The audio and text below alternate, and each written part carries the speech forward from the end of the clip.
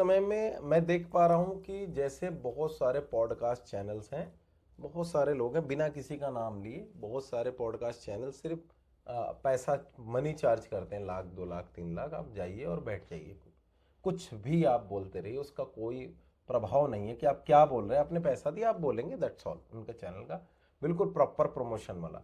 तो कुल मिला के क्या बहुत ही बेकार चीज अगर ट्रेंड में आ जाएगी तो क्या वो, अब जैसे पॉडकास्ट ट्रेंड में आ गया तो क्या वही हमारे लिए एक आइडियल बन जाएगा? या तंत्र की परिभाषा क्या है, इसको जानने का प्रयास करेंगे हम लोग। सवाल और जवाब पूछने वाले के बीच में नॉलेज होना चाहिए। मैं देखता हूँ कि पॉडकास्ट चैनल वाले को तो क्या नॉलेज है, और बताने वाले को और बहुत बढ़िया है ना। तो बहुत सारे पॉडकास्ट चैनल वाले जिनको नॉलेज अच्छी है और सवाल भी अच्छे पूछते हैं, और वहाँ व्यक्ति भी अच्छे आते हैं। कुछ तो देखिए कि पॉडकास्ट होस्ट को भी कुछ नहीं पता है और को होस्ट को भी कुछ नहीं पता, तो सब आपस में कुछ भी बात बताता है। जी, आपका बहुत बहुत धन्यवाद। आपने जो प्रश्न पूछा है, वास्तविकता इतनी अच्छी आपने उसमें डाली है उस प्रश्न में कि आज के समय में तंत्र क्या है और क्यों ऐसे बाहरी तत्व में लोग देख रहे हैं। तो बहुत बहुत धन्यवाद आपका करूँगा, साधुवाद आपका कि आपने ये प्रश्न रखा है समाज के सामने। तो सबसे पहली बात जो आपने पूछा है, मैं आपको बताऊं कि तंत्र जो है वो बहुत बड़ा, बहुत बृहद विषय है। और विषय ऐसा है कि इसके वक्ता स्वयं महादेव हैं, और जो इसकी प्रथम श्रोता हुई वो हमारी भगवती जगत जननी माता हैं। तो तंत्र जो है हमें बाहरी और आंतरिक चीज़ों से हटाकर जो है परमात्मा के प्रति समर्पण और उससे जुड़ाव का तरीका बताया गया। आज के दौर में क्या देख रहे हैं हम, टीवी, सोशल मीडिया और ये जो लोग आजकल जो आप कह रहे हैं सो कॉल्ड तांत्रिक्स आ गए, हमने जटाएं बना ली, हमने मालाएं पहन ली। तो कभी कहीं किसी ग्रंथ में ऐसा कोई उल्लेख नहीं मिलता, जहाँ तक मेरा अपना ज्ञान है, मेरा स्वाध्याय जहाँ तक है, मैंने जाना है, जो गुरुमुख से मैंने सीखा है, वहाँ इनका कोई महत्व नहीं है। महादेव ने कहा कि सब चीज़ों का छोड़ना, आसक्तियों का त्याग, बाहरी चीज़ों का त्याग है तंत्र। और हम क्या कर रहे हैं, हम जटाएं बना रहे हैं। हाँ, उस एक समय था वो, उस समय प्राचीन समय में जब साधक की साधना के लिए जंगल जाता था तो उसके और पास कॉस्मेटिक साधन नहीं होते थे। सालों साल उनके नहा पास, रहना है, जी, बाहर वो निकलेगा, नहाए नहीं, न नहाए, शैम्पू मतलब नहीं, कुछ नहीं। आप प्रकृति के साथ जुड़ गए। जैसे प्रकृति ने आपको जन्म दिया था, जी जैसे जिस शरीर में आप आए थे उसी शरीर का प्राकृतिक ग्रोथ हो रहा था। जी। आप प्रकृति के साथ बढ़ रहे थे। आपने उसमें कुछ छेड़ा नहीं, कुछ बदलाव नहीं किया, कुछ तो ऊपर से एक थोपा ऑटोमेटिक नहीं। जटा, तो आपने जब जब बालों को संवारा नहीं, उसमें कंघी नहीं हुई, तो वो बाल, ऑटोमेटिक हाँ, जटा बन गई। नेचुरल रूप से वो चिपक जाती थी और जटाएं बन गई। इसका कोई सिद्धांत नहीं था। तांत्रिक होने का मतलब होता है, हमारे शास्त्रों में, हमारे इस धरती पर ऐसे ऐसे बहुत महान संत हुए हैं जो समाज में रहे हैं, परिवार में रहे हैं, और बहुत अच्छे सामान्य रूप से कपड़े पहने। श्यामाचरण लाहिरी जी का हमारा है, परमहंस जी हैं। तो ऐसे बहुत तांत्रिक हुए जो बहुत उच्च कोटि के तंत्र में हैं। हमारे श्री माली जी हैं, उन्होंने कोई जटा नहीं रखी, कोई भभूति नहीं लगाई, कोई चंदन टीका। लेकिन हमारे भगवान में हम तो नाम नहीं लेते, किनाराम जी, तो कोई दिखावा नहीं। तंत्र तो कहता है दिखावा है ही नहीं। अच्छा, हमारे भारतवर्ष की जो जनता है जी, एक्चुअली तो अध्यात्म में सबसे उच्च कोटि की जनता है, क्योंकि बचपन से यहाँ बहुत कुछ जी, सिखा दिया जी, जाता जी, है। खेल खेल में नवरात्रि, जी, खेल खेल में व्रत उपवास सिखा दिए जाते हैं। उसके बावजूद इतना लो कलेक्टिव कॉन्शियस क्यों कि हर जनता जटा देख के हाथ जोड़ लेती जी, है, माला देख के हाथ जोड़ लेती है? जो निचले तबके की जनता है, जो कि थोड़ा रूरल जी, से है, जी, ये कह सकते जी, हैं हम, है ना। जी, इसमें कोई जातिवाद कोई शब्द नहीं है, जैसे रूरल मतलब पढ़े लिखे हैं, जी, ऐसा नहीं कि अनपढ़ों की बात जी, कर रहा हूं जी, मैं, कोई रूरल जो लोग हैं वो लोग फटाफट हाथ जोड़ लेते हैं कि जी ये तो जटा दिख रहे तो जय बाबा की, या माला दिख रहे तो जय बाबा की।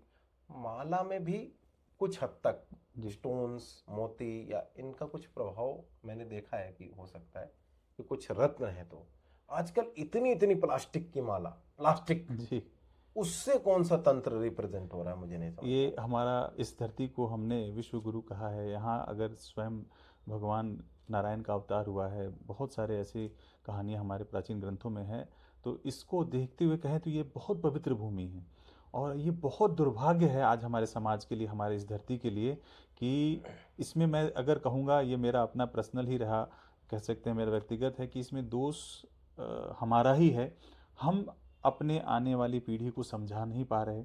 हमारे माता पिता और जो हमारे धर्म गुरु बन के बैठे हैं, जो गद्दी पे आसीन हैं, जो भी साधु संत हैं, उनकी ये नैतिक जिम्मेदारी बनती है कि वो जागरूक करें। ये सारी चीजें प्रकृति और विज्ञान के अनुरूप, और ये जो है जैसे जैसे प्रकृति में बदलाव होता था या प्रकृति अपने अनुरूप बताती थी, उस हिसाब से हमारे व्रत त्योहार अनुष्ठान पूजा पाठ सब बने हैं।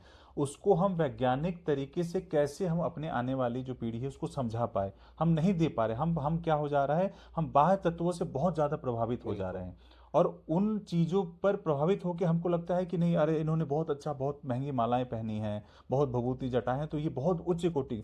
ऐसा कहीं नहीं है। साधन जो है वो अंदर से दिखता है। बिल्कुल। वो आप जब उसके ज्ञान की पूजा करो, ना कि उसके व्यक्तित्व की। बिल्कुल। जब तक हम इस स्तर पर अपने बच्चों को नहीं तैयार कर पाएंगे, तब तक ये दुर्भाग्यपूर्ण स्थिति हमारे साथ बनी रहेगी। ये हमारी नैतिक जिम्मेदारी, हमारे माँ, हमारे पिताजी की, और वो गुरु जो हमारे अभी समाज में हैं, जो ऐसे गद्दियों पर बैठे हैं, वो उनका ये नैतिक जिम्मेदारी है कि वो दिशा निर्देशन करें और बताएं लोगों को कि नहीं, ज्ञान दिखता नहीं है, ज्ञान अपने आप में सत्य है, और सत्य को बताने की जरूरत नहीं है, सत्य अपने स्वयं में सिद्ध होता है, उसके लिए कोई प्रमाण की आवश्यकता नहीं होती है।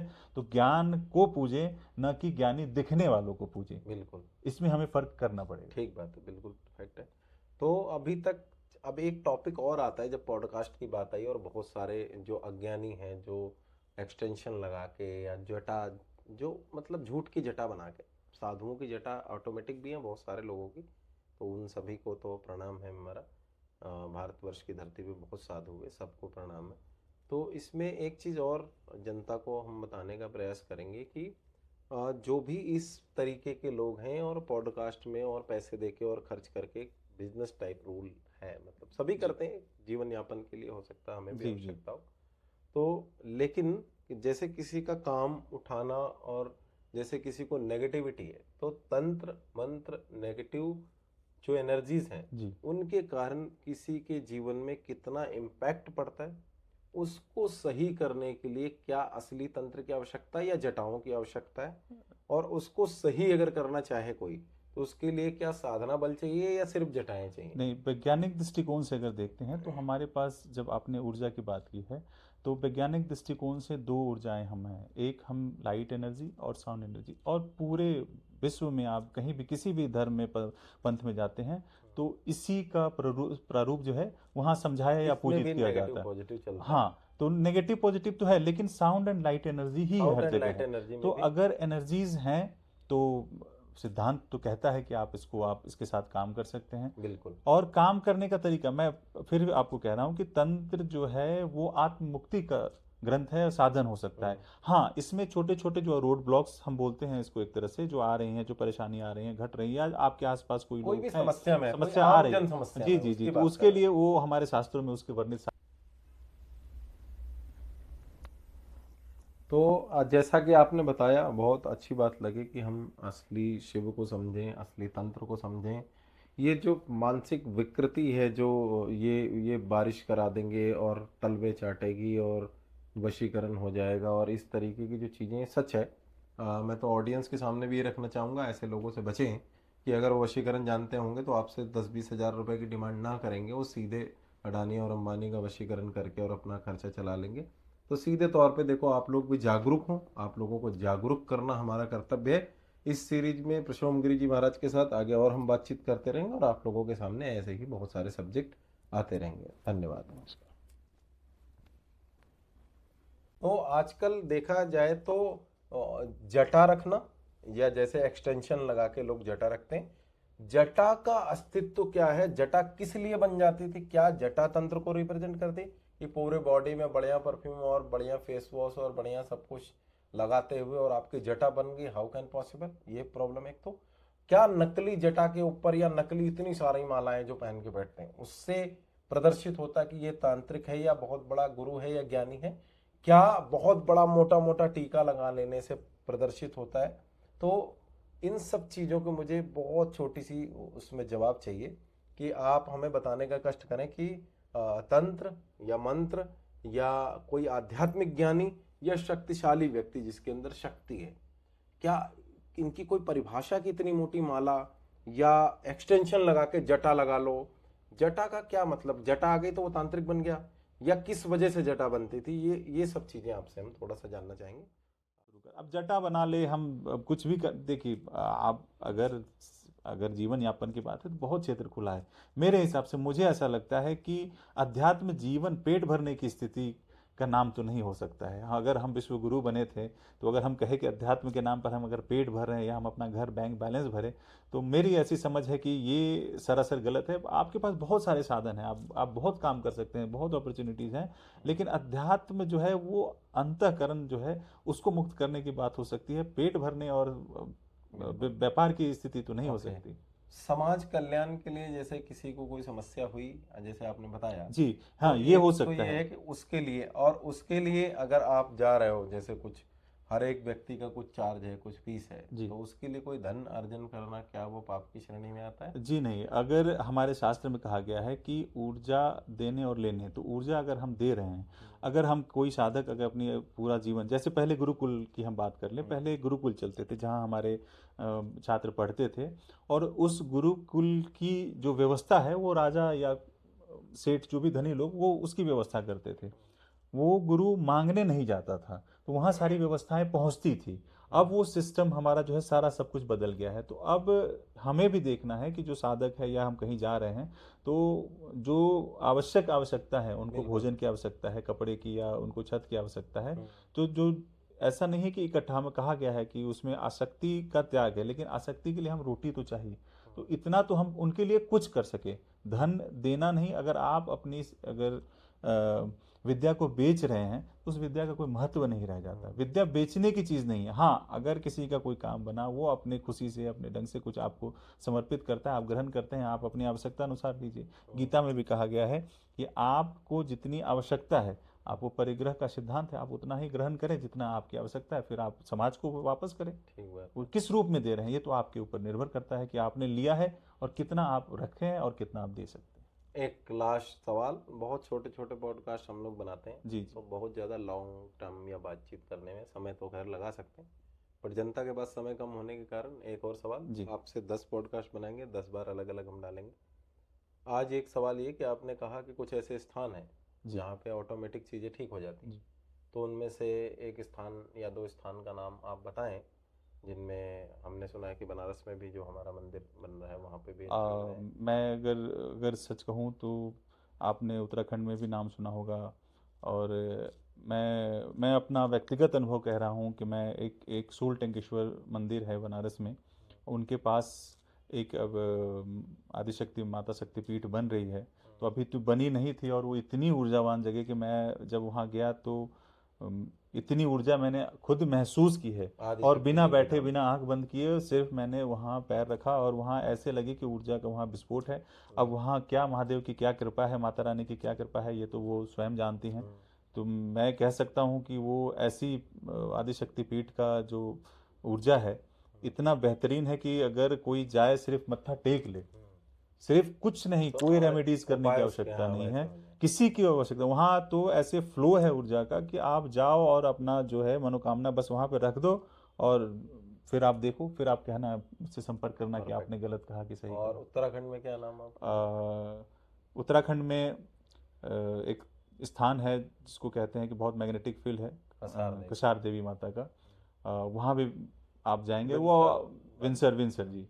तो वहाँ बहुत बहुत ही एनर्जेटिक बहुत ही जगह है, अच्छी एनर्जी। बहुत एनर्जी अच्छी हैं। और अजय। ऐसे ऐसे बहुत गुप्त स्थान है, जरूरी नहीं है जैसे हम कहते हैं कामाख्या माता है, तो स्पेशल कामाख्या मंदिर तो वो एनर्जी सोर्स है। उसके आसपास भी बहुत ऐसे हैं, वो एक भीमा शंकर नाम की जगह है, जंगल में है, वहाँ आप जाएं, डाकनी पर्वत जैसा आपको आएगा, वहाँ भी बहुत अच्छी एनर्जी है। तो अभी जो है, जो टीवी पे या हम कह सकते हैं आजकल यूट्यूब चैनल पॉडकास्ट पे, मेरा मेन मुद्दा मुद्दा ये था जी कि जो बहुत ज़्यादा दिखावा या किसी प्रकार की बहुत सारी मालाएं और जटा, जो जो भी है, मतलब XYZ, किसी को नकली लगवाने की क्या आवश्यकता है, जिसकी असली है कोई प्रॉब्लम नहीं है, लेकिन किसी को एक्सटेंशन करवा के, और आजकल बहुत सारे साध्वी और साधु भाई आ रहे हैं जो कि एक्सटेंशन करवा के, क्या उसकी आवश्यकता है, एक तो ये जानना था। दूसरा, आगे हम लोग जैसे बात कर रहे थे कि उसको लगाने के प्रति जो हमारी जनता है, जो हमारा भारतवर्ष की जनता है, वो भारतवर्ष की जनता हमेशा आध्यात्मिक व्यक्तियों के सामने हमेशा हाथ जोड़ के नमस्कार करके चलती रही है, तो इसका कैसे क्या सिग्निफिकेंट है, एक बार जरा आप। जी ये बहुत अच्छा विषय आपने बोला कि आध्यात्मिक होना और आध्यात्मिक दिखना ये बहुत बेसिक चीज़ है, बहुत मतलब नीचे स्तर से जिसको हम कह सकते हैं कि हमें अंतर से आध्यात्मिक होना है या आध्यात्मिक दिखना है। आध्यात्मिक होना एक अलग बात हो गई, कोई भी व्यक्ति आध्यात्मिक हो सकता है। आज हम देख रहे हैं, आज विदेशों में भी इतना हमारे सनातन और अध्यात्म का प्रचार प्रसार हो रहा है, वो एक्सेप्ट कर रहे हैं हमारी चीज़ों को और बहुत अच्छे मतलब समर्पण भाव से उनका जो है जो उनका अस्तित्व रहा है उस हिसाब से अगर हम देखें तो उनका तो कोई पीछे बैकग्राउंड नहीं रहा है कि वो कहीं पूजा पाठ से या किसी पद्धति से ऐसे कोई वेशभूषा से आ रहे हैं, फिर भी वो प्रभावित हुए हैं हमारे हमारे अध्यात्म से और बहुत सहज रूप से उन्होंने स्वीकार किया है इसको। तो मैं ऐसे खुले रूप में देखता हूँ कि कोई आवश्यकता नहीं है। अब तंत्र तो ये जो हमारा वामाचार वाम मार्ग जो हमारे महादेव ने बनाया, उसमें तो इसका मूल सिद्धांत यही रहा कि आप जो हो, जैसे भी स्थिति में हो, और वो स्वीकार्य है ईश्वर के लिए, आपको कोई भी आटम। तंत्र मार्ग का जो मूलभूत जो सिद्धांत निकल के आया, जो मैं मोटे मोटे तौर पे आपको समझा रहा हूँ, कि उन्होंने यही कहा कि तुम जिस परिस्थिति में, मैं कामाख्या तंत्र से जुड़ा हूँ, वहाँ से मेरी दीक्षा है, तो वहाँ हमें पंच मकार की दीक्षा होती है। तो कहने का ये तात्पर्य सिंबॉलिक हो जाता है कि आप जिस भी परिस्थिति में आओगे, आप ईश्वर को स्वीकार्य हो। आप माँ के पास जाते हो अगर माँ के भाव में, तो आप अगर सब मदिरा पी के भी जा रहे हो तो माँ के भाव में अंदर में ऐसे कोई उनको विद्वेषता नहीं होती है। क्रोध हो सकता है बाहरी तत्व में, लेकिन अंदर से वो आपको एक्सेप्ट करती हैं। आप कुछ खा के भी चले गए, कुछ गलत पदार्थ भी खा के गए, तो माँ बोलती है कि तुम आओ और समर्पित कर दो। हम कहते हैं शरणागत दीनार्थ, तो हम जैसे जाके सरेंडर होते हैं, शरणागत होते हैं माँ, तो माँ कहती है कि तुम सब छोड़ के आओ और आओ मेरे पास आ जाओ, मैं तुम्हें स्वीकार कर रही हूँ।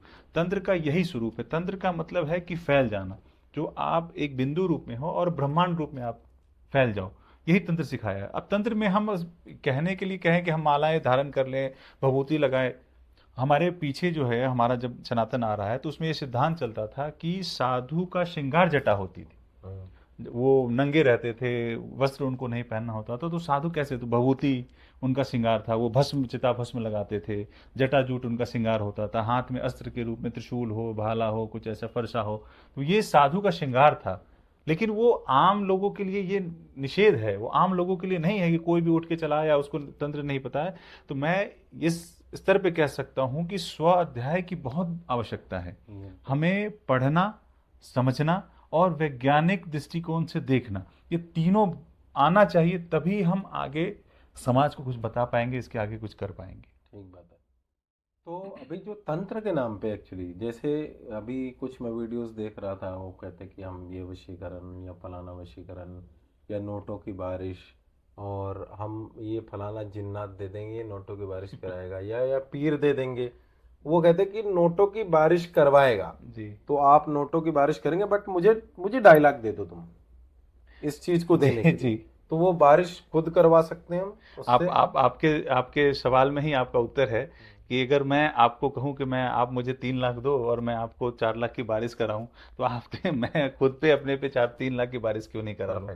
तो ये कहने का ये तात्पर्य है कि ये भ्रमित करने की चीज है। सवाल जो है यही था कि ये वाला तंत्र नहीं, ये तंत्र है ही नहीं है। ये क्या है? ये तंत्र ही नहीं है। देखिए, ये कोई योनि वशीकरण बोल रहा है, नहीं, ये कोई कौन सा वशीकरण बोल रहा है, कोई संभोग वशीकरण बोल रहा है, कोई अलग अलग नाम आ रहे हैं लोगों के। अब मैंने आपको पहले कहा था कि ये क्या है अध्यात्म या तंत्र ये व्यवसाय की चीज नहीं। ये क्या है? ये तंत्र है? मैं अगर इसको इस रूप में नहीं, एकदम बिल्कुल नहीं है, मैं इसको पूरा खंडन करता हूँ। क्या बोलेंगे इसको, क्या है ये? अब कह सकते हैं ये लोग मानसिक वृत्ति है। अब किसी भी तरह से हमें धन उपार्जन करना है तो हम कुछ भी कह के कुछ भी बेच दें।